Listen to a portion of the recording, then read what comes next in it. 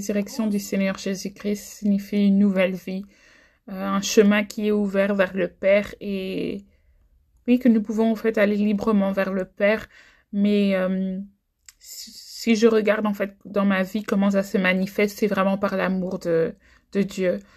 Son amour qui nous a montré à travers de son Fils, le Seigneur Jésus-Christ, et l'amour qu'il nous demande aussi d'avoir entre nous, entre frères et sœurs en Christ, pardon, mais aussi avec les gens autour de nous. Et c'est pas toujours facile de démontrer cet amour-là et de marcher dans l'amour comme Dieu nous le demande de faire. Mais je sais que comme il vit en nous, nous sommes aussi capables si nous le demandons, en fait, nous sommes capables de marcher dans cet amour-là et d'avoir cet amour-là comme, oui, dans notre sac à dos de la vie. Okay. Hi, my name's Mackenzie. I'm a brother in Christ now, and I have a very good testimony to speak to the world. So how I begin is I was about 16 years old, and I would watch videos online about Jesus, preachers in the streets on preaching about Jesus Christ. And I always wanted to give my life to Christ, but I never found a way or how. I guess I was too young to give my life to Christ, but after something in me would tell me to wait. And after a year, my life was just getting worse and worse and worse because I didn't have Jesus with me, right? And it was getting really bad to a point where I was going to parties and I was trying to find peace through alcohol and all these things, and I never found peace. And I can remember one night I was on the floor and I just vanished away from that room.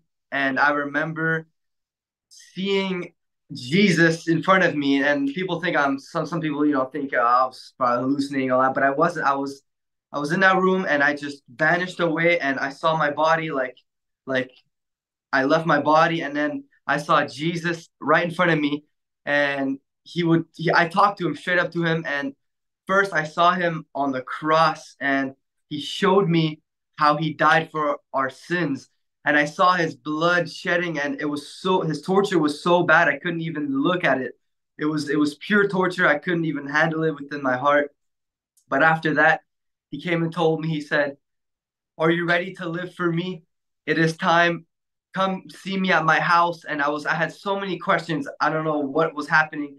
The first thing I said is, "How? I want to live for you. Please, Jesus, please, please, please." And he told me, "Don't worry, the time is not yet, but will soon." And I was so confused. I was wondering why he's telling me this or what I have to do. And he would told me, "Come see me at my house and church," right? And then I moved in with my brother after a couple months. I'd say 3 months. Like you said, it wasn't time yet, right?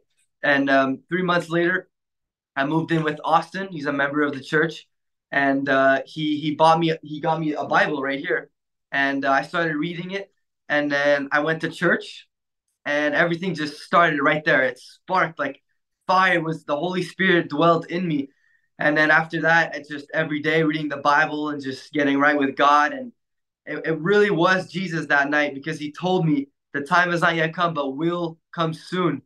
And a couple months later, it all just happened on fire like that. And it was crazy how he just told me what to do. He told me to stop doing all this stuff, pleasing my flesh and everything, and just get right with God. And now I'm here reading my Bible, getting right with God, and I'm now trying to preach to the people to show them that Jesus really loves them, try to save souls, and he really changed my life. I used to do a lot of bad things, and now he really changed me, changed my friends, changed my whole entire life because of Jesus. I'm so grateful to have Jesus in my life. He really changed me for the better. Thank you, Lord. Hallelujah. Praise the Lord. And I wish everyone else can get his love too. I try my hardest to preach and give the love to everyone else. So I thank you for sharing, for allowing me to share my testimony, and hope everyone else gets to feel Jesus' love too. Amen. Bonjour, bonjour, chers amis de cœur à cœur. Je suis très heureuse d'être avec vous, de venir dans vos maisons aujourd'hui. Et je vous remercie, nous vous remercions. Toute la plateforme cœur à cœur vous remercie de votre fidélité. Aujourd'hui, bien-aimés, nous allons parler d'un sujet ou sur ce plateau de « Et si on en parlait ?» parce que nous sommes là pour en parler. Nous venons de fêter la fête de Pâques et nous voulons saluer joyeusement, victorieusement nos copanélistes. Pasteur Nathalie, bonjour. Oui, bonjour Marie-Claire, bonjour Rachel également. Effectivement, Bonjour. Christ est vivant, Christ est ressuscité. Donc, nous allons très bien et nous l'espérons pour vous également qui nous suivez aujourd'hui. Ah, merci beaucoup. Ma sœur Rachel, bonjour, toute rayonnante. Bonjour, ma sœur Marie-Claire, mais je te renvoie à l'appareil. Bonjour, pasteur Nathalie. Bonjour. Bonjour, vraiment, nous sommes très heureuses d'être là aujourd'hui sur ce plateau de « Et si on en parlait ?» Et si on en parlait de la résurrection? Oui, Pâques est passé, mais Christ qui est mort, ressuscité, ne meurt plus. Comment parler de la résurrection de Jésus? Effectivement, sans parler de sa mort, sans parler de la mort. Nous devons comprendre, bien aimé, que la mort de Jésus sur la croix a eu un impact dans nos vies. Et par conséquent, sa résurrection impacte aussi notre vie, car il y a un grand bénéfice à en retirer. Cette résurrection est l'avantage d'office, le chrétien qui est né de nouveau. Mais ce bénéfice est aussi également offert à quiconque décide de recevoir Jésus comme Seigneur et Sauveur personnel de sa vie. La mort est souvent communément comprise comme la fin naturelle de l'existence humaine. Mais la mort n'est pas la fin de toute chose selon la Bible. La parole de Dieu nous présente la mort comme étant une séparation. Nous n'allons pas trop nous étendre dessus aujourd'hui. Mais il est important que nos auditeurs sachent qu'il existe deux types de mort. La première mort, qui est la mort physique, c'est une séparation de l'âme et du corps. Et la deuxième mort, qui est la mort spirituelle, c'est la séparation de l'âme avec Dieu. Et tous les hommes sont soumis à la mort physique. Et même Jésus, en tant que le Fils de l'homme, a dû y passer. Nous connaissons tous le spectacle de la crucifixion, mais aussi scandaleuse, aussi choquante qu'était cette mort violente, elle avait un but. Il y avait un profit pour l'humanité. Il fallait que Jésus meure. Il fallait aussi qu'il ressuscite. Dans le livre de Jean, l'évangile de Jean au chapitre 11, versets 25 à 26, Jésus parlant avec Marie et Marthe, il dit ceci: « Je suis la résurrection et la vie. Et celui qui croit en moi vivra, quand bien même il serait mort. Et quiconque croit en moi ne mourra pas, ne mourra jamais. Crois-tu cela? » Oui, pasteur Nathalie, nous voulons savoir ce matin, nos auditeurs veulent savoir ce matin, quelle est donc la vie que Christ nous offre par sa résurrection? Quel en est le bénéfice pour les croyants et même pour toute l'humanité? Merci Marie-Claire. Alors, comme tu le mentionnais déjà tout à l'heure, on ne peut pas parler de résurrection sans parler de la mort. En fait, si on peut revenir un petit peu en arrière, l'histoire de Dieu avec l'homme, ou l'histoire de Dieu avec l'homme, voilà, c'est que Dieu a créé l'homme et Dieu a donné des instructions à l'homme. Et nous connaissons tous l'histoire, c'est que l'homme est passé à côté de ses instructions. Donc, l'homme a désobéi, l'homme a péché.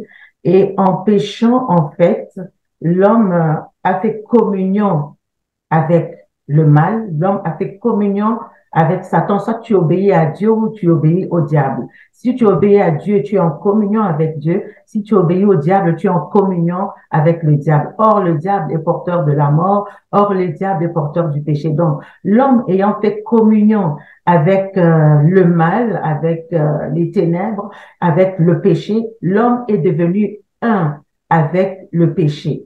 Et justement, le but de la croix était de venir mettre une séparation, d'arracher l'homme, parce que l'homme était devenu un avec la mort, il était devenu un avec le péché, un avec la désobéissance. Donc, le but de Dieu dans son amour, dans sa miséricorde, la seule possibilité pour l'homme d'être sauvé, il fallait justement envoyer Jésus. Et Jésus, son but, comme la Bible nous dit dans le livre de Jean, voici l'agneau de Dieu qui ôte le péché du monde. Alors, qu'est-ce que Christ est venu faire à la croix? Il est venu justement détacher, il est venu arracher, il est venu séparer l'homme avec le péché et avec la mort pour en faire un avec lui. Et c'est ça la bonne nouvelle, en fait, que nous annonçons au monde. Parce que quand nous lisons le livre de Éphésiens 2, du verset 4 au verset 6, il nous dit ceci: mais Dieu qui est riche en miséricorde, à cause de son grand amour, qui nous a aimés, voilà. Nous qui étions morts par nos offenses, il nous a rendus à la vie avec Christ. Et c'est par grâce que vous êtes sauvés. Il nous a ressuscités ensemble et nous a fait asseoir ensemble dans les lieux célestes. Donc, ce que nous comprenons, c'est que nous étions un avec la mort parce que nous avions désobéi. Et maintenant, aujourd'hui, avec la résurrection, la Bible nous dit que Dieu nous a rendus à la vie par Christ. Donc, il nous a rendus à la vie avec Christ. C'est ça que la résurrection offre. En fait, nous étions séparés éternellement. N'oublions pas que vraiment cette mort, il s'agit de la mort spirituelle parce que nous sommes esprits, en fait. Et quand l'esprit de résurrection prend place, il nous relie, donc il nous attache, il nous unit avec la vie, il nous unit avec Dieu, il nous unit avec l'éternité avec Dieu, il nous unit avec son amour. Donc, nous recevons cette vie qui ne mourra jamais parce que la vie, c'est la vie ne meurt pas. Donc, Dieu nous a sortis de notre passé et nous a offert un futur, un bon présent et un futur glorieux. Alors, parlant de cette résurrection, elle a un grand impact sur notre vie. Comme je le disais tout à l'heure, dans le passé, nous étions morts par nos offenses.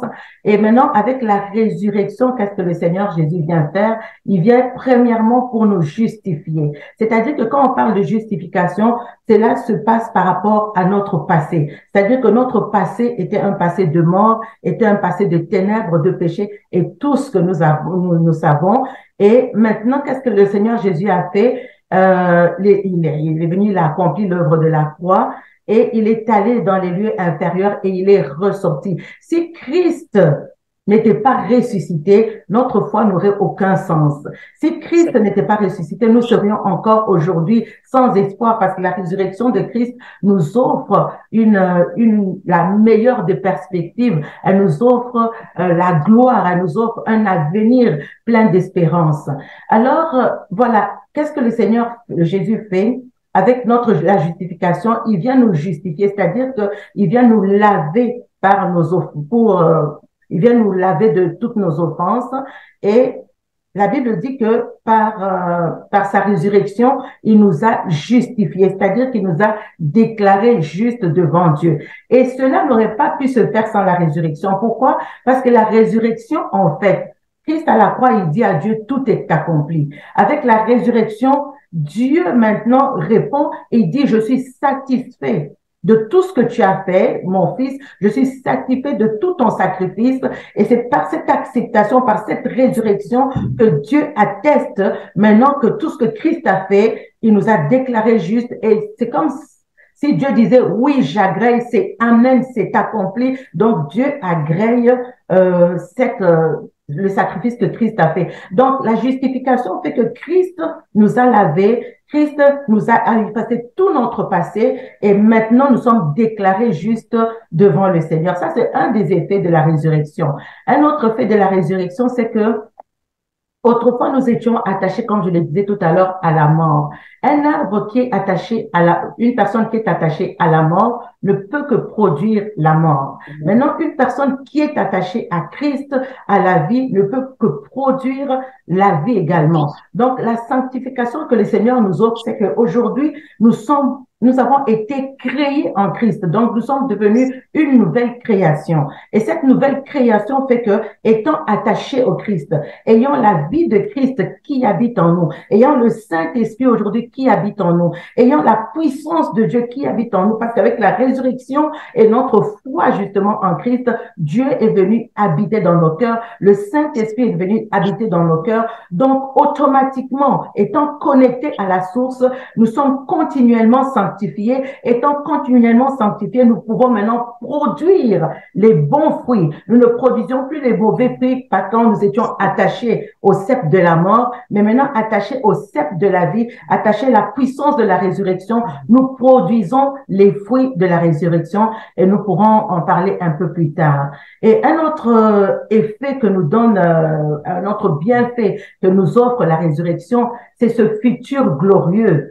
Alors, ça ne Alléluia. s'arrête pas ici-bas. C'est qu'il y a un futur, qui nous est garanti. Et je parle ici de garantie. Le Seigneur nous dit que c'est un gage qui est certain, notre prochaine résurrection. Alors, il n'y a pas que la résurrection présente, mais il y a également la résurrection future. Et dans cette résurrection future, le Seigneur nous garantit l'éternité avec lui. Et cela ne pouvait pas se faire sans la résurrection. Donc, la résurrection a vraiment un impact glorieux dans notre vie. Et cette résurrection, elle vient pour booster justement notre foi. Voilà ce que je pourrais dire. Merci beaucoup, Pasteur Nathalie. Je retiens, la résurrection est un gage de l'éternité dans sa présence. La résurrection est aussi un avantage pour nous ici, dans le présent. Oui, nous devons vivre puisqu'il nous a acquis, puisqu'il nous l'a donné. Il nous l'a acquise, il nous l'a donné, il nous l'a offert, comme tu le disais, il est descendu dans les profondeurs et nous a ressuscité avec lui. Donc, nous sommes censés vivre cette résurrection. Nous sommes censés marcher comme lui, il a marché. Nous sommes censés expérimenter, témoigner de cette vie qu'il nous a donnée déjà ici, sur la terre des vivants et pour l'éternité dans sa présence. Et comment est-ce que nous pouvons manifester? Christ Rachel, je vais me tourner vers toi. Comment est-ce que nous pouvons vivre cette vie de résurrection? Ma sœur Marie-Claire, merci pour la parole. En tout cas, c'est un sujet qui est profond. Si nous le comprenons et nous le vivons, nous en verrons vraiment les bénéfices. Pour aller directement, pour répondre à la question que tu viens de me poser, comment nous devons marcher comme Christ a marché? C'est ça la question, hein? Alors, nous allons directement dans Matthieu 28, on nous dit quelque chose. C'est Jésus lui-même qui dit. Dans Matthieu 28, je vais le lire rapidement. Verset 18, Jésus s'étant approché, leur parla ainsi. Tout pouvoir m'a été donné où? Dans le ciel et sur la terre. Et il leur a dit, allez, faites de toutes les nations des disciples, les baptisant au nom du Père, du Fils et du Saint-Esprit. Et enseignez-leur à observer tout ce que je vous ai prescrit. Et voici, je suis avec vous tous les jours. Et c'est là jusqu'à la fin de ce monde. Marcher comme Christ a marché. Il y en a un qui en a fait l'expérience qu'on appelle Saul de Tarse qui est devenu l'apôtre Paul. Comment nous pouvons marcher en imitateur de Christ? Nous avons entendu ici, Jésus leur a dit, le préalable, c'est d'abord une rencontre. Tout commence par une rencontre. C'est-à-dire, c'est Dieu qui vient à la rencontre de l'humain, en fait. Il vient à notre rencontre. Et lorsqu'il y a cette rencontre et que nous ouvrons notre cœur, nous acceptons, parce que la Bible dit à tous ceux qui l'ont reçu, à tous ceux qui croient. Parce qu'on n'est pas enfant de Dieu. On ne doit pas se leurrer. On est né enfant de nos parents, on vient dans le monde, mais pour devenir enfant de Dieu, on doit au préalable accepter Jésus comme son Seigneur et son Sauveur. Et c'est comme ça qu'on parle de la nouvelle naissance. Donc, pour accéder dans ce royaume nouveau, il faut passer par la nouvelle naissance, c'est-à-dire cette rencontre. Une fois qu'on a écouté la parole de Dieu, et ce soit par une prédication, c'est pour cela que les prédications sont importantes. C'est pour cela qu'il a dit, allez leur annoncer. Et ce que nous faisons même dans nos émissions, nous présentons le Christ au monde. Et si nous allons dans une église, et ou bien nous ouvrons nos ondes, maintenant nous écoutons la parole de Dieu, elle est répandue partout, donc il y a moyen. Et tout commence par l'acceptation. Et lorsque nous avons entendu la parole de Dieu, est-ce que nous acceptons ce Jésus-là? Et vous me poserez la question, mais qu'est-ce que c'est Jésus? On a entendu Pasteur Nathalie qui nous a montré les bénéfices de cette résurrection. Qu'est-ce qui se passe lorsque nous l'acceptons comme Seigneur et Sauveur? Alors on appelle cela la nouvelle naissance. On n'est né plus comme nos parents nous ont mis au monde, mais lorsque nous l'acceptons, il y a la personne du Saint-Esprit. Donc Dieu lui-même, comme Pasteur Nathalie nous l'a expliqué, il vient s'installer en nous. Alors nous devons passer par les eaux du baptême. Pourquoi nous passons par les eaux du baptême? Vous avez parlé, avant de parler de la résurrection, on doit parler de la mort. Puisque nous ne pouvons pas mourir physiquement, oui, un moment viendra parce que nous devons mourir physiquement. Nous devons retourner à la terre. Mais lorsque nous acceptons Jésus, nous devons passer par les eaux du baptême. Ça veut dire nous nous identifions à sa mort. Et lorsque nous entrons dans les eaux des baptêmes, et lorsque nous ressortons, alors nous nous identifions à sa mort. Et lorsque nous sortons des eaux du baptême, c'est comme si nous étions ressuscités. Et il se passe un phénomène, peut-être que nos yeux physiques ne voient pas. Alors le puissant Saint-Esprit, il vient résider dans nos vies. alors commence une vie nouvelle. Tout cela, nous ne les voyons pas avec nos yeux physiques, mais ce sont des vérités, voilà. Comment on peut faire le parallélisme? Je prends l'exemple d'une femme enceinte. Une fois qu'une femme est enceinte, elle ne réalise même pas qu'elle est enceinte, hein, alors que le bébé est déjà viable. Il y a quelque chose qui s'est passé, mais on ne le voit pas avec les yeux physiques. Et c'est là comment ça s'est manifesté. Et comment vivre la vie du ressuscité? Qu'est-ce que Jésus faisait? Il n'y a qu'à aller regarder dans les Écritures, dans les évangiles, comment Jésus vivait. Et c'est comme ça qu'on peut être imitateur du Christ. Une fois que nous avons reçu le baptême, nous avons reçu le Saint-Esprit, alors une nouvelle vie commence. Qu'est-ce qui se passe? Soit Dieu nous conduit dans les déserts, c'est qu'on entend communément les déserts parce que nous devons passer par les déserts pour que nous mourions au soi par rapport à la vue ancienne que nous avons reçue, et d'autres diront la manière dont nous avons reçu, dont nous avons été éduqués, dont nous sommes passés par les écoles, nous sommes venus des familles physiques. Mais tout cela, ce sont des choses terrestres.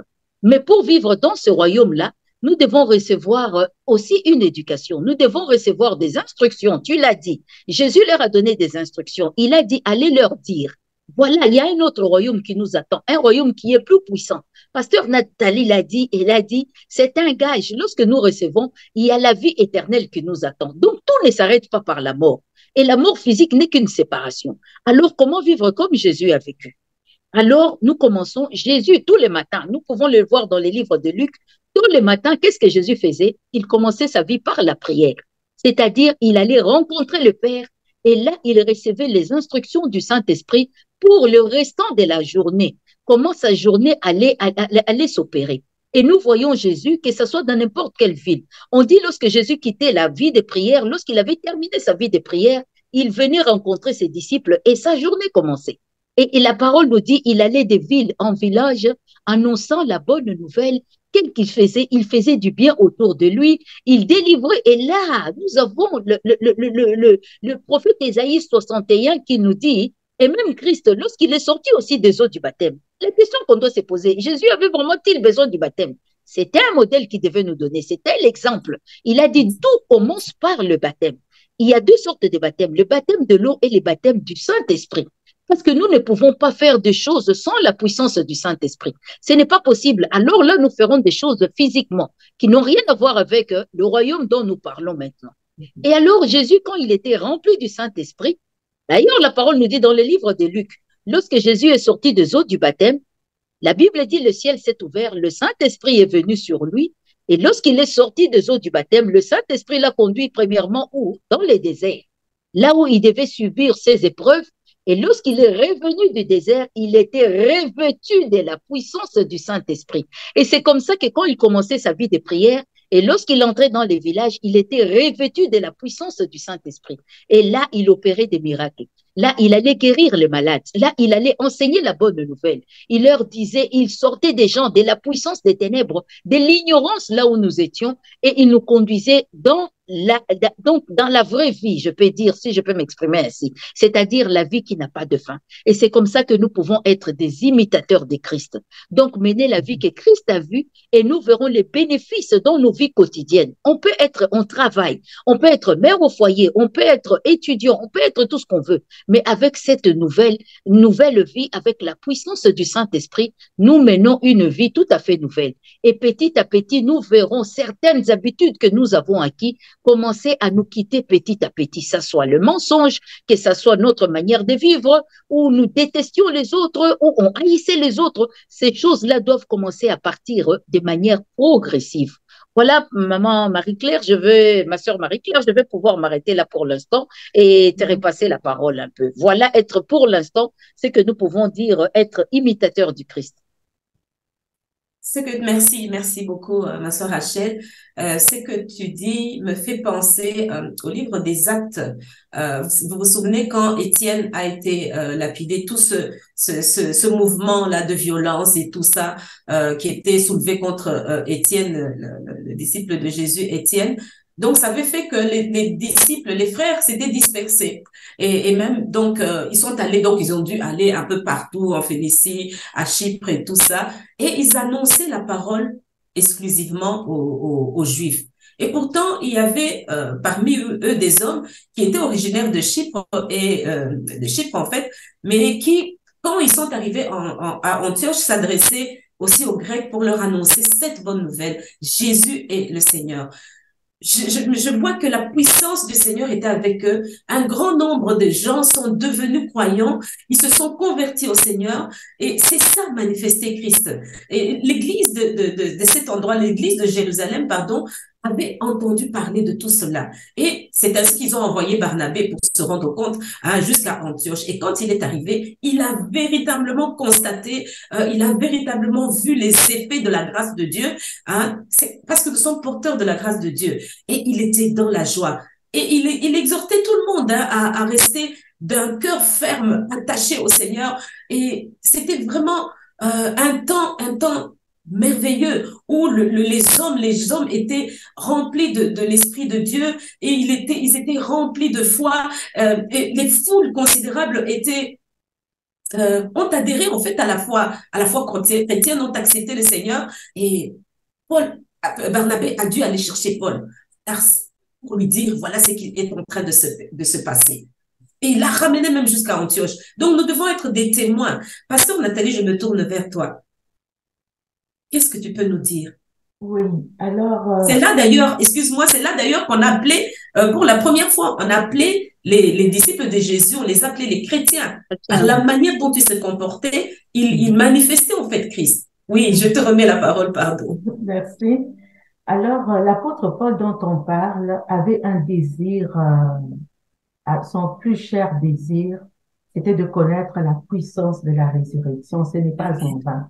Parce que la connaître, c'est induit que nous voulons la vivre également. Et Jésus ne nous a pas donné cette vie pour rien. Il ne nous a pas ressuscités pour rien. Nous avons parlé des bénéfices de la résurrection, mais cette résurrection, comme dans le livre de Jean où Jésus est venu rencontrer donc la résurrection de Lazare, Jésus parlait, je suis la résurrection et la vie. Alors la résurrection n'est pas seulement future, mais la résurrection, la vie de résurrection, nous la vivons déjà maintenant. Et il y a un verset qui m'a en fait, merci beaucoup Rachel pour ton intervention tout à l'heure, et être des imitateurs de Christ. Il y a un verset qui m'a, toujours dans les versets d'Éphésiens, ça serait important vraiment d'aller lire les livres d'Éphésiens, Éphésiens 2, le verset 10. Même si on commence, permettez-moi que je lise juste cette portion d'écriture. On va lire à partir du verset 6, par exemple, du verset 6. La Bible nous dit, et nous a ressuscités ensemble et nous a fait asseoir ensemble dans les lieux célestes, dans le Christ Jésus. Afin qu'il montrât, ça c'est très important, afin qu'il montrât dans les siècles à venir les immenses richesses de sa grâce dans sa bonté envers nous dans le Christ Jésus. Car vous êtes sauvés par la grâce, par la foi, et cela ne vient pas de vous, c'est le don de Dieu, non sur le principe des œuvres, afin que personne ne se glorifie. Le verset 10, car nous sommes son ouvrage, ayant été créés dans le Christ Jésus, pour les bonnes œuvres que Dieu a préparées à l'avance afin que nous marchions en elles. Ça m'a bouleversée. C'est-à-dire qu'avant, on ne comprenait pas tout à fait la puissance de la résurrection ou on ne savait pas comment marcher dans la puissance de la résurrection. La Bible dit que nous avons été créés en Jésus-Christ. Cette création en Jésus-Christ s'est faite lors de la résurrection. Maintenant, nous sommes un avec Jésus. Alors, parce que nous sommes un avec Jésus, le Seigneur nous dit pour des bonnes œuvres. Rachel, tout à l'heure, tu as commencé à parler de ces bonnes œuvres. La prière fait partie de ces bonnes œuvres. Évangéliser fait partie de ces bonnes œuvres. Donc, il nous a créés pour des bonnes œuvres que Dieu a préparées en avance afin que nous les pratiquions. On parlait de connaître la résurrection, qui est une chose, mais de vivre dans la pratique, vivre la vie du ressuscité, c'est une autre chose. Donc, pour certaines personnes, ça peut paraître difficile, mais nous avons le Saint-Esprit en nous. Si on parle de bonnes œuvres, il y a également les œuvres mortes. Et quand on parle des œuvres mortes, on parle vraiment de la résurrection et de la vie du ressuscité. Autrefois, quand nous n'étions pas des croyants en Jésus, et cela peut s'appliquer aujourd'hui encore euh, aux personnes qui font des œuvres, qui font du bien, qui font des bonnes actions, mais sans Jésus, on appelle ça quand même des œuvres mortes. Donc, l'œuvre morte, c'est toute une œuvre qui s'accomplit dans le seul but de parvenir à la justice. Donc, on n'est pas sauvé par nos œuvres. On n'accomplit pas les œuvres pour parvenir à la justice. Et nous avons dit tout à l'heure que c'est la résurrection qui nous déclarait justes. Alors, les œuvres mortes, ce sont les œuvres qui sont faites dans le seul but de donner la gloire à nous-mêmes, à la personne qui fait ces œuvres-là. Et quelqu'un qui fait des œuvres mortes, c'est quelqu'un qui s'attend à être récompensé matériellement, une reconnaissance physique, une reconnaissance verbale. Nous sommes contents de ce que tu as fait, reconnaître, donc vouloir tirer gloire au travers des œuvres que nous avons accomplies.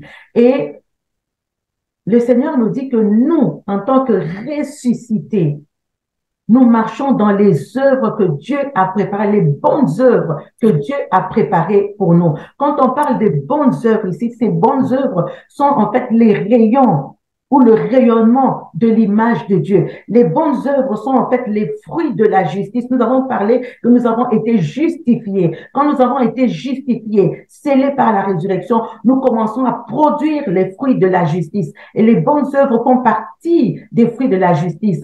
Nous avons parlé de la résurrection qui nous donne le bénéfice d'être sanctifiés. Et quand nous parlons de sanctification, les bonnes œuvres que nous accomplissons, elles sont faites dans la sanctification. Alors, cela est très, très important de comprendre pourquoi.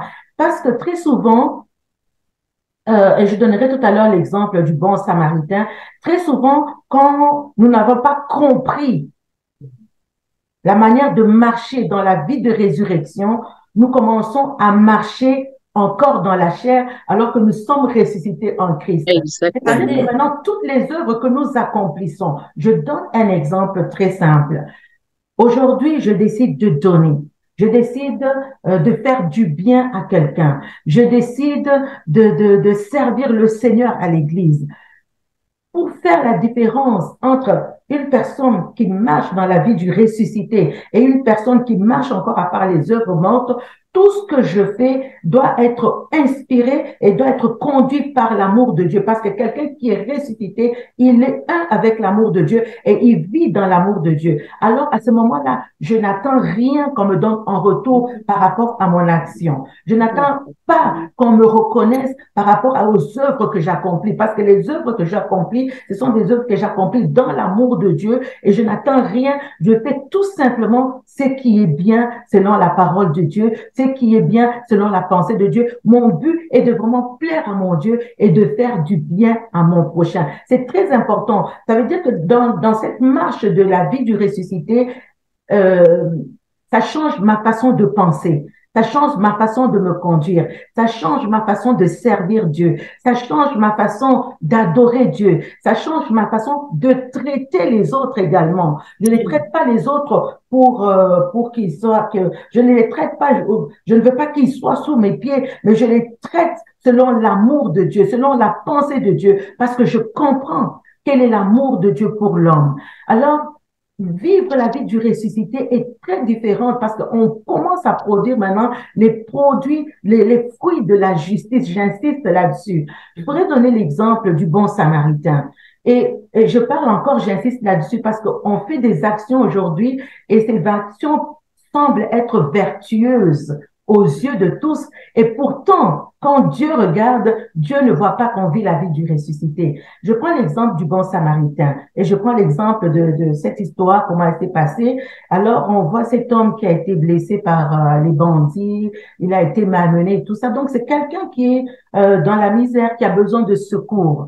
Et là, on voit des hommes de Dieu qui passent, on voit un prêtre qui passe. Un prêtre, c'est quelqu'un qui porte le sacerdoce, c'est quelqu'un qui est censé venir secourir, venir aider, c'est quelqu'un qui est censé vivre dans la vie du ressuscité, qui connaît Dieu. Mais on voit cet homme qui passe le chemin et qui s'en va peut-être au temple. On voit un lévite qui s'en vient également et qui voit quelqu'un qui est dans la misère. Qu'est-ce qu'il fait? il passe également son chemin. Il s'en va peut-être chanter, il s'en va peut-être faire je ne sais trop quoi. Vous voyez que ces deux hommes qui sont passés avant, ils ne vivent pas la vie du ressuscité. Ils ne vivent pas quoi qu'ils disent qu'ils connaissent Dieu, mais ils ne vivent pas Dieu. Parce que s'ils vivaient Dieu, ils pouvaient s'arrêter et prendre soin de cet homme qui était malade. Parce que c'est ça la vraie religion, l'amour. La vie du ressuscité, c'est une vie qui est conduite par l'amour de Dieu. Et c'est ça notre vraie religion. Et c'est ça notre vraie chrétienté. Alors, celui qui a été un peu hypocrite, qui est allé dans la maison du Seigneur, il va peut-être prêcher, il va peut-être exhorter quelqu'un, mais il le fait dans quel but? Est-ce qu'il est fait pour se satisfaire lui-même, ou est-ce qu'il fait pour vraiment satisfaire Dieu? Donc, quand on vit la vie du ressuscité, on vit cette vie qui produit les fruits de la justice et qui vient à satisfaire Dieu et qui vient à donner gloire à Dieu et qui vient vraiment à nous amener dans l'obéissance complète à ce que Dieu dit. Donc, quand on est un ressuscité, on accomplit maintenant les bonnes œuvres et les bonnes œuvres sont différentes des œuvres mortes. Et à la résurrection, les œuvres de chacune ou de chacun seront éprouvées par le feu. Alors pour certains, ça sera de la paille, mais les bonnes œuvres qui résultent de la vie de résurrection, elles vont demeurer, elles vont suivre chacun de nous jusque dans l'éternité. Oui, chers auditeurs, des bonnes œuvres, comme Pasteur Nathalie, des bonnes œuvres que Christ a préparées d'avance afin que nous puissions les pratiquer. Et quelles sont ces bonnes œuvres? Qu'est-ce que le Saint-Esprit que tu as reçu, que moi j'ai reçu quand j'ai accepté Jésus-Christ, produit en moi? Nous devons savoir, bien aimés, que la vie de Christ ressuscité doit se déployer en nous afin que nous puissions répandre cette vie autour de nous. Mais ce n'est pas dans la chair, c'est par le Saint-Esprit. C'est par le Saint-Esprit que nous allons vivre une vie de soumission dans la parole de Dieu, une vie d'obéissance à la parole de Dieu. C'est par le Saint-Esprit que nous allons vivre avec sagesse et avec humilité. C'est par le Saint-Esprit que nous allons manifester la patience au bien-aimé. C'est par le Saint-Esprit que nous allons pardonner les offenses. Même quand c'est mal, c'est par le Saint-Esprit. C'est par le Saint-Esprit que nous allons faire du bien sans attendre une reconnaissance en retour. C'est par le Saint-Esprit que nous n'allons pas soupçonner le prochain. C'est par le Saint-Esprit que nous allons manifester la bonté, la douceur, tous ces fruits que le Saint-Esprit met en nous. Je parlais une fois avec ma sœur Rachel et je disais, mais le don, les fruits qui sont sur l'arbre ne servent pas à l'arbre. Ils servent à ceux qui vont venir les cueillir. Effectivement. Et vraiment, nous devons laisser la vie de Christ se déployer en nous, afin que Christ, qui est cette source intarissable, fasse de nous aussi des sources qui débordent, qui réjaillissent, afin que autour de nous, nous soyons focalisés sur notre prochain et non sur notre moi. C'est pour ça que l'apôtre Jean-Baptiste disait, il faut qu'il grandisse, il faut qu'il croisse en moi. Il faut que mon orgueil en moi, mon moi à moi diminue, afin que Christ et tout ce qu'il veut déployer en moi se manifeste pour que je l'apporte à mon prochain. Ma sœur Rachel, je peux te laisser aussi rajouter quelque chose? Ah, ma sœur Marie-Claire, c'est magnifique ce que tu viens de nous dire. Les fruits qui sont à l'arbre ne servent pas à l'arbre. J'ai aimé vraiment. Ça sert aux personnes qui doivent manger. De la même manière que l'amour du Christ ne lui a pas servi à lui-même, l'amour du Christ nous a servi à nous. C'est pour cela qu'il a même laissé, il s'est dépouillé, la Bible dit qu'il s'est dépouillé de tout ce qui était divin. Il est descendu pour que tu aies la vie que moi j'ai, la vie éternelle. Donc, c'est les bénéfices de la mort du Christ et de sa résurrection. En fait, ça nous sert à nous, hein. Ça nous sert à nous, c'est pour cela. Et nous allons aller directement dans les livres des Galates. Pourquoi ces fruits sont importants? Comment nous devons manifester la vie du ressuscité, la vie du Christ en nous? Pasteur Nathalie Lula dit, Dieu nous avait recréés en Christ pour que nous puissions, parce qu'il avait préparé des bonnes œuvres afin que nous les pratiquions. Donc, lorsque nous allons pratiquer ces bonnes œuvres, on ne peut pas les pratiquer selon notre bon vouloir, selon notre chair. Non, c'est l'Esprit de Dieu en nous qui nous pousse à faire, à le vouloir et à les faire en fait. Et nous allons aller directement dans les livres des Galates 5. La parole de Dieu parle d'elle-même. Nous allons directement lire. Et dans Galates 5, au verset 16, nous lisons, j'ai dit donc, marchez par l'esprit et vous n'accomplirez pas les désirs de quoi? De la chair. Car la chair a des désirs contraires à ceux de l'esprit Et l'esprit en a des désirs contraires à ceux de la chair. Ils sont diamétralement opposés. Tu l'as dit, ma sœur Marie-Claire. Voilà, au verset 19, qu'est-ce qu'on nous dit? Oh, les œuvres de la chair sont manifestes. Ce sont l'adultère, ce sont l'impudicité, l'impureté, la dissolution, l'idolâtrie, la magie, les querelles, l'ivrognerie, les sectes, l'envie, les jalousies, les disputes. A contrario, au verset 22, on nous dit, mais le fruit de l'esprit, c'est quoi? C'est l'amour, c'est la joie, c'est la paix, c'est ces choses. Au verset 24, on nous dit, ceux qui sont à Jésus-Christ ont crucifié la chair avec ses passions et ses désirs. Si nous vivons par l'esprit, alors marchons selon l'esprit. Ne cherchons pas une vaine gloire. Donc, lorsque nous accomplissons ces œuvres, ne nous attendons pas à ce que de recevoir une contrepartie ou la reconnaissance humaine, parce que ce n'est plus nous qui vivons, c'est Christ qui vit en nous, puisque nous avons été recréés en Christ et Dieu avait préparé ces bonnes œuvres pour que nous puissions les pratiquer. Alors, la question qui se pose à nous-mêmes aujourd'hui, à moi-même d'ailleurs, en commençant par moi-même, et lorsque je me rends quelque part, est-ce que je sers pour le royaume?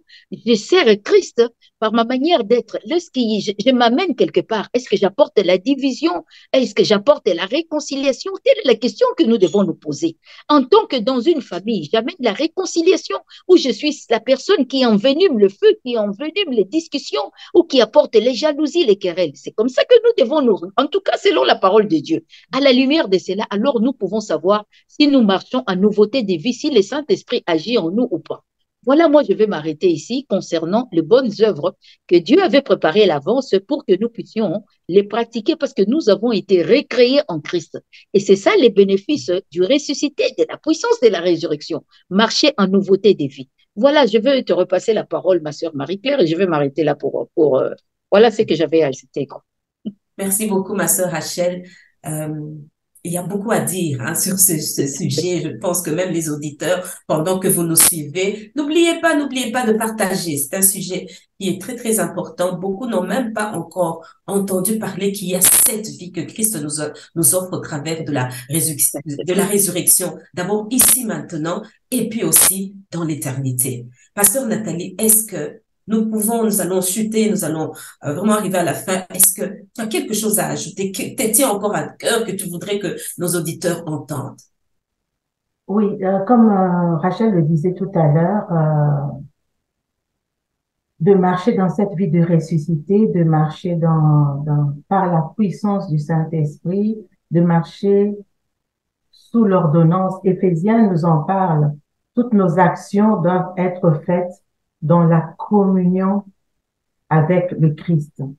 Donc, dans cette vie de ressuscité, on en parle, mais ça nous prend d'avoir la connaissance. Pour marcher conformément en communion avec le Christ, ça nous prend de connaître le Christ.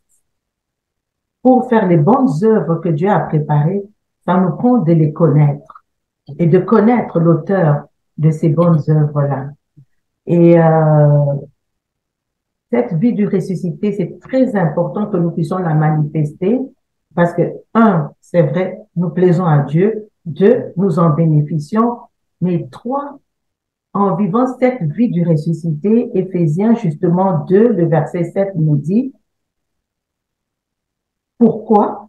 Parce qu'il nous pose une question. En fait, je lis dans la parole vivante, c'est dit, oui, par notre union avec le Christ, il nous a ressuscités avec lui et nous a transplantés dans le monde céleste, nous donnons notre place sur le trône avec le Christ dans le royaume qui n'est pas d'ici-bas. Pourquoi?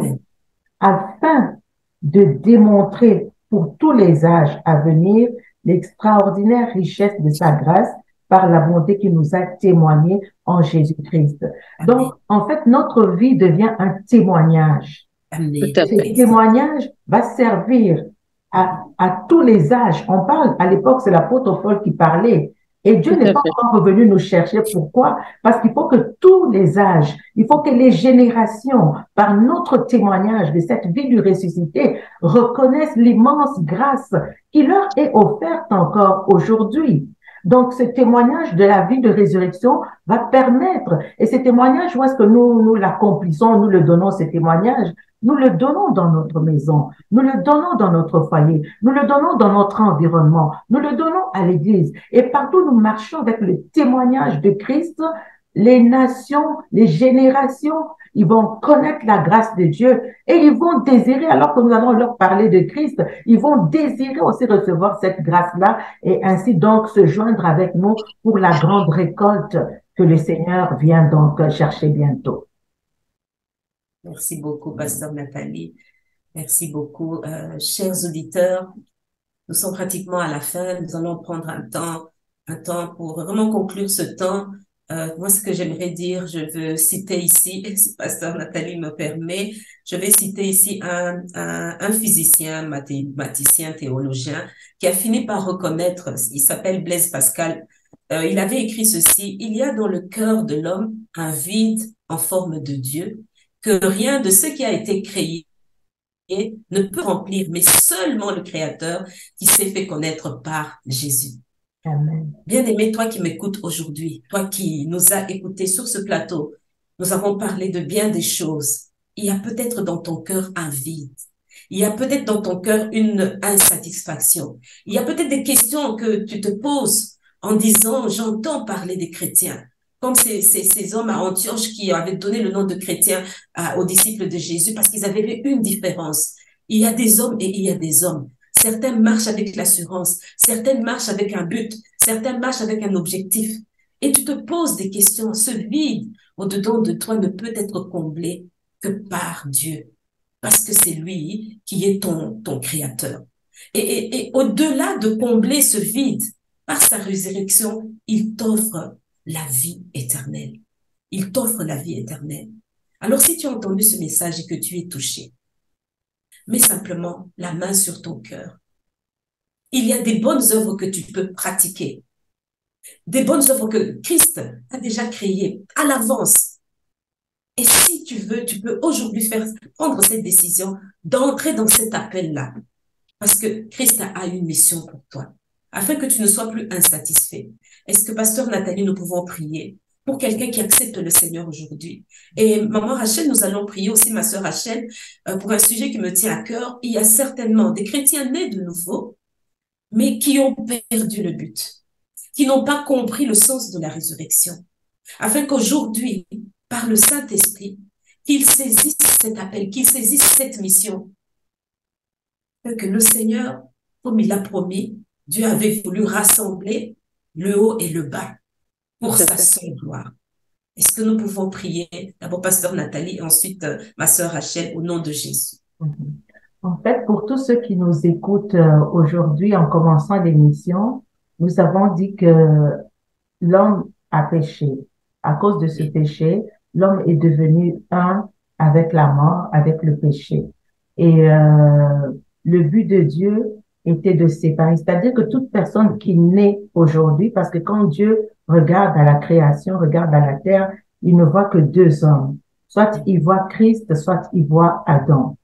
Et toute personne, même un bébé qui naît, toute personne qui naît aujourd'hui, naît avec la nature adamique. Elle naît avec la nature du péché. Et c'est que Christ, dans sa bonté, est venu faire. Il est venu pour détacher l'homme de cette nature adamique, de cette nature du péché, du mal. Et ça, c'est l'offre, la nouvelle la plus merveilleuse. Là où vous nous écoutez, c'est la nouvelle la plus merveilleuse. Parce que dès l'instant où quelqu'un ferme les yeux, ici sur la terre, on parle de la mort physique, derrière le rideau, de l'autre côté, il y a la perspective de deux vies, soit une vie avec Jésus, soit une vie sans Jésus. Et la vie avec Jésus nous offre l'éternité avec Dieu, une éternité de paix, une éternité de bonheur, une éternité où toutes les larmes seront essuyées, alors que de l'autre côté, il y a notre perspective, la vie sans Jésus entraîne directement vers les tourments. Ce sont des choses qu'on ne voit pas maintenant, et ce sont des choses qui se passent dans le domaine du spirituel, et c'est quand on a fermé les yeux qu'on se rend compte finalement du choix qu'on avait fait. Et le choix, on le fait maintenant, et nous aimerions dire ici que le choix ne se fait pas demain, le son ne se fait pas quand la personne est morte, parce que quand la personne est morte, il n'y a plus la conscience, c'est fini, mais le choix se fait aujourd'hui. Aujourd'hui, tu as la possibilité de faire ce choix, de dire j'accepte. En fait, tu as la possibilité le Seigneur a déjà la main tendue. Tu as la possibilité de tenir et d'accepter l'offre que Dieu te fait. Et cette offre, c'est l'offre pour la vie et pour la vie éternelle. Donc, nous allons prier. Seigneur, nous te disons merci parce que tu es infiniment bon et tu es infiniment grand, tu es merveilleux, tu es tout puissant. Nul n'est semblable à toi. Bon comme toi, il n'existe pas. Miséricorde comme toi, il n'existe pas. Et nous te disons merci parce que pour tes enfants, tu as un plan d'amour, un plan de paix, un plan de vie et cette vie, c'est la vie éternelle. Aujourd'hui, ceux qui nous ont écoutés et qui acceptent Jésus comme leur Seigneur et leur Sauveur personnel, je te dis merci pour la vie que tu leur offres, merci pour le pardon que tu leur accordes, merci pour l'éternité que tu leur offres aujourd'hui. Alors, si tu fais cette prière aujourd'hui, reçois cette grâce venant de l'Éternel. Seigneur Jésus, je te reçois dans ma vie comme mon Seigneur et mon Dieu. J'ai entendu ta parole. J'accepte la vie que tu m'offres. Je te demande pardon pour mes péchés passés et futurs. Et je te dis merci parce que lavé par toi, ayant reçu le pardon, je reçois également le gage de la vie éternelle, le gage de la résurrection dans le nom de Jésus. Je te dis merci au nom de Jésus. Amen. Oui, ma sœur Rachel, on peut prier peut-être nous pouvons peut-être prier pour quelqu'un qui a perdu le but. Là, nous avons prié pour quelqu'un qui ne connaît pas le Seigneur. Amen. Nous prions au nom de Jésus. Père, nous voulons te dire merci pour tous ceux qui nous ont suivis, nous-mêmes y compris.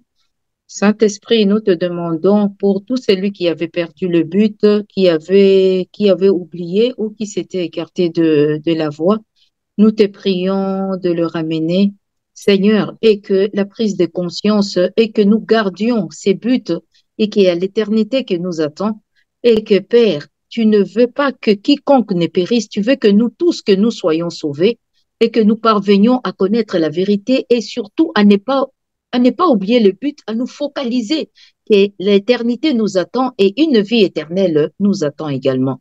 Nous te prions au nom de Jésus et que le sang de Jésus soit là pour pardonner, que le sang de Jésus soit là pour protéger des familles, pour garder, que c'est lui qui est revenu à la raison, que c'est lui qui avait perdu le but et qui avait pris conscience, que le sang de Jésus nous protège, nous garde. C'est au nom de Jésus que nous avons prié. Nous disons Amen. Amen. Oui, ma sœur Rachel, merci beaucoup pour la prière.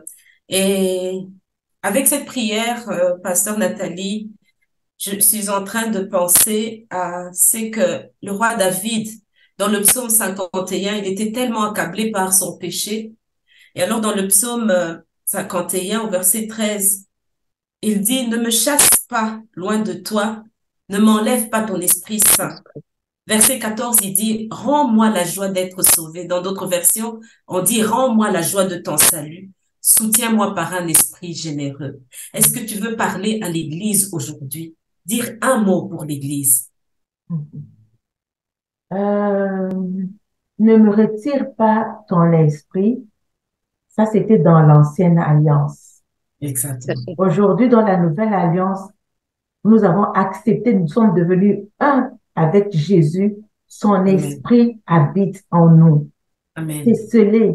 Tout celui qui a reçu Jésus, il a été scellé par Amen. le Saint-Esprit. Il y a un sceau, c'est un gage de notre héritage.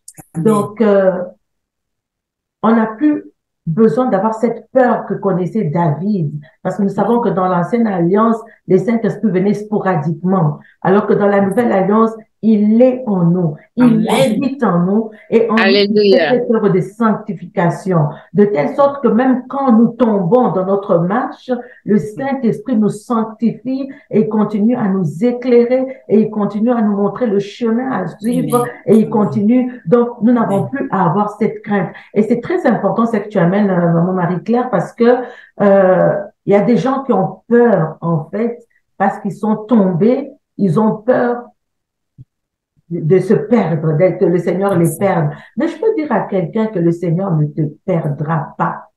Il ne te perdra pas parce que Jésus a dit, tout ce que tu m'as donné, je n'en ai perdu aucun. Aucun. Et il y a une œuvre de sanctification qui est Amen. produite par cette vie. Cette vie de résurrection, en fait, fait que le Saint-Esprit nous sanctifie continuellement. Le sang de Jésus nous sanctifie continuellement. Et ça, c'est une raison de plus pour nous d'avoir cette assurance que nous sommes sauvés et nous le sommes. À moins de renier Christ Jésus. Ça, c'est une autre chose.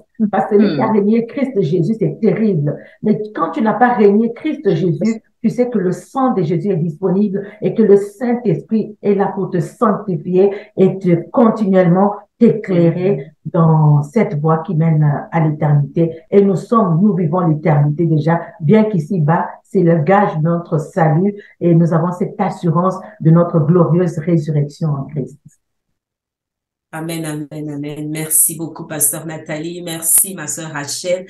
Toi qui nous as écoutés aujourd'hui, tu es sur le chemin de la foi, de la marche avec Jésus-Christ. Tu as accepté Christ aujourd'hui. Sois le bienvenu dans la grande famille de Dieu. La parole de Dieu nous dit qu'à tous ceux qui l'ont reçu, il a donné le pouvoir de devenir enfant de Dieu. À toi qui étais déjà enfant de Dieu, mais qui t'étais perdu sur le chemin, Jésus il continue à tendre les bras comme le fils prodigue. Reviens simplement, il te reçoit. Nous avons terminé notre émission, notre partage de ce jour. Si ce sujet, ce thème vous a touché, interpellé, partagez autour de vous. Nous sommes dans un temps où les hommes, les femmes doivent entendre parler de cette vie que Christ nous réserve. Que Dieu vous bénisse et à très bientôt.